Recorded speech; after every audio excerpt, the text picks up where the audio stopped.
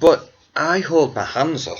I do. I hold my hands up, and I admit that even though Paul Young is my favourite, Freddie Mercury and George Michael have much stronger voices than Paul Young. Paul Young did.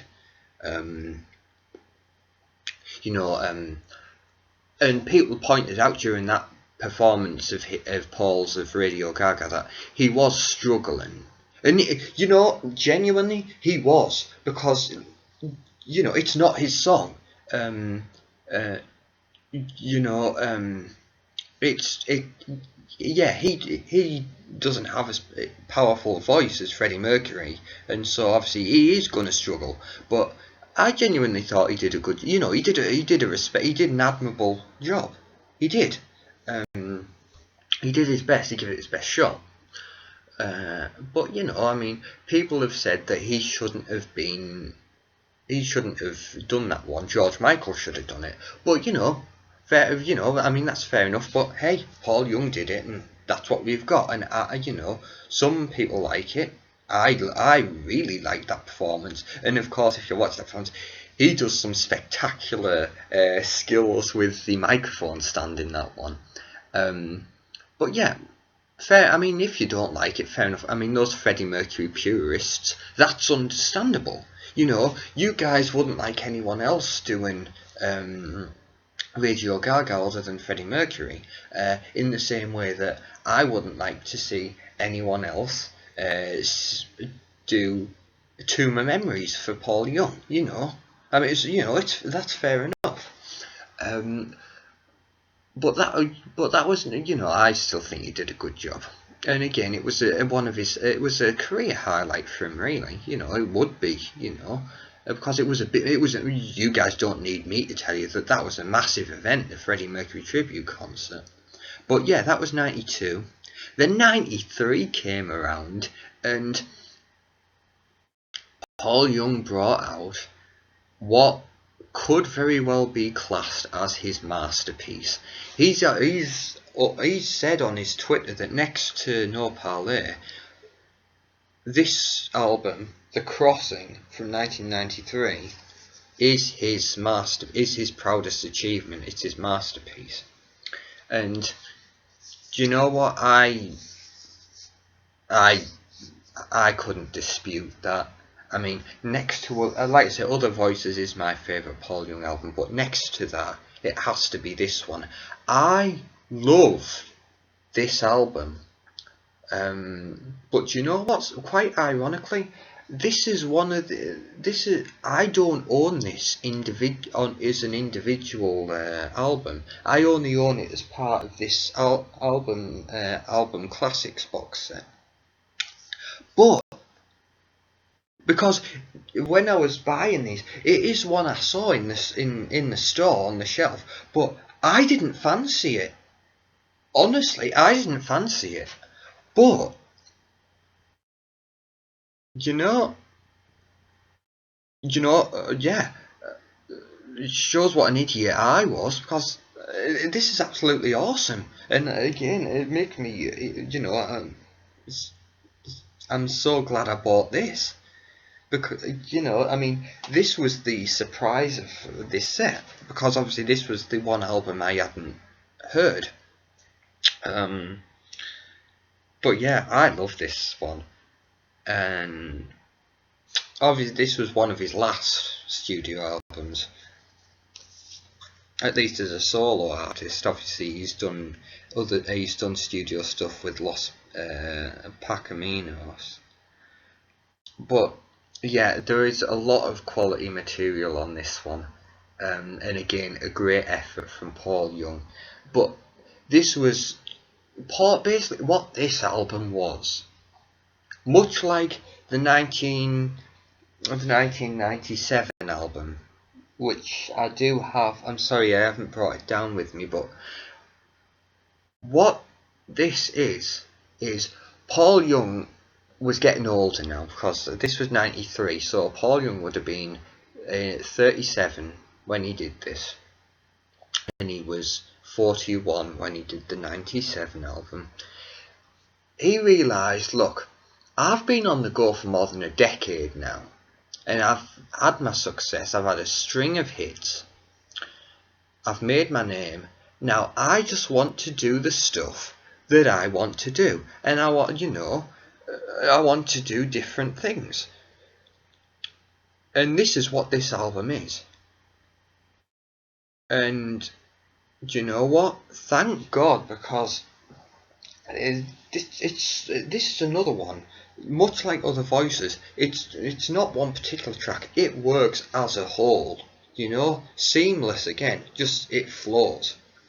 But obviously, as we've done with the others, the singles from this one were, of course, Hope in a Hopeless World was a single.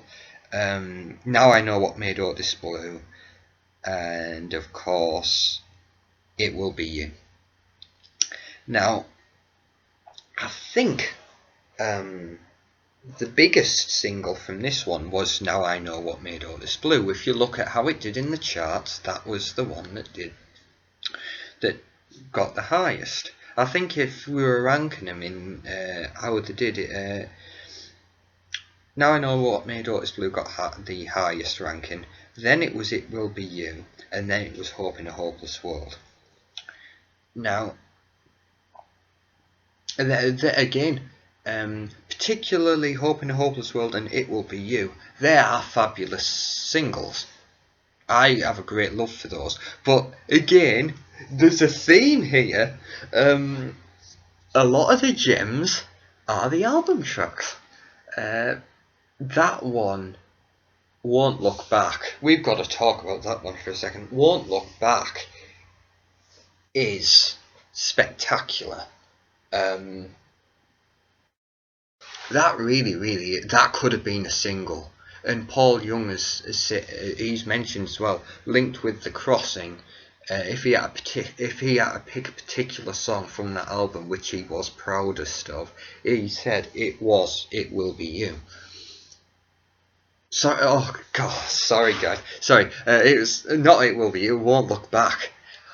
Live recordings, guys. You gotta love them. Sorry for the confusion. No, Won't Look Back is his proudest achievement from The Crossing, and I understand why, because that was one he wrote himself, and it is genuinely a fabulous song.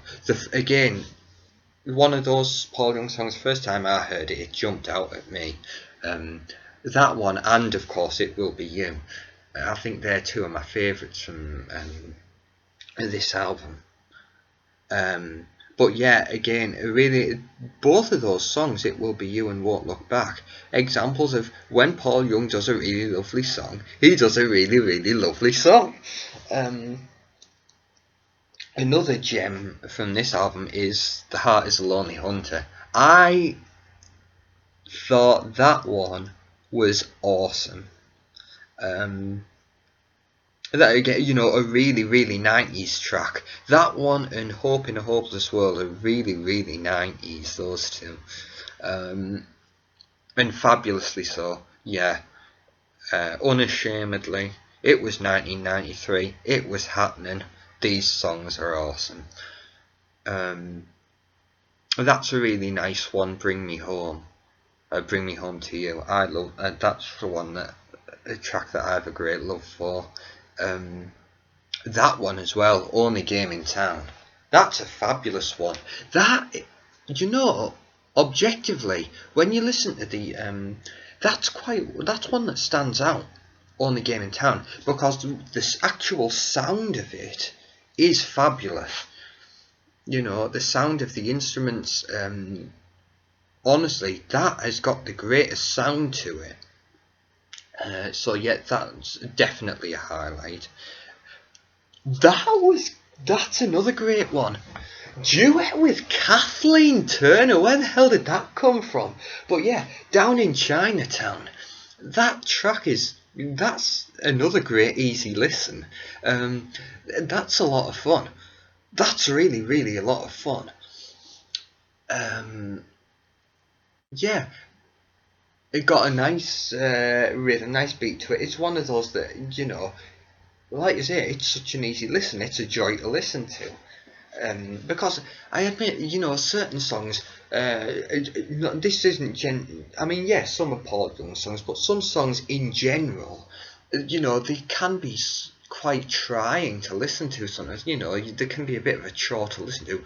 Also, there are times where you need to be in a certain mood to listen to and really enjoy a particular song. But then there are some songs which you can just have on and you just enjoy them. I think Down in Chinatown is one of those songs, and I think as well, going back to Between Two Fires, if you look at something like In the Long Run, that's another example of, and also the live version of Behind Your Smile as well. Also Tomb of Memories. Just so much, just you can stick them on anytime, you'll enjoy it. But yeah, for The Crossing, Down in Chinatown, that was, yeah, I got a shock when I found out it was Kathleen Turner doing the duet with Paul Young.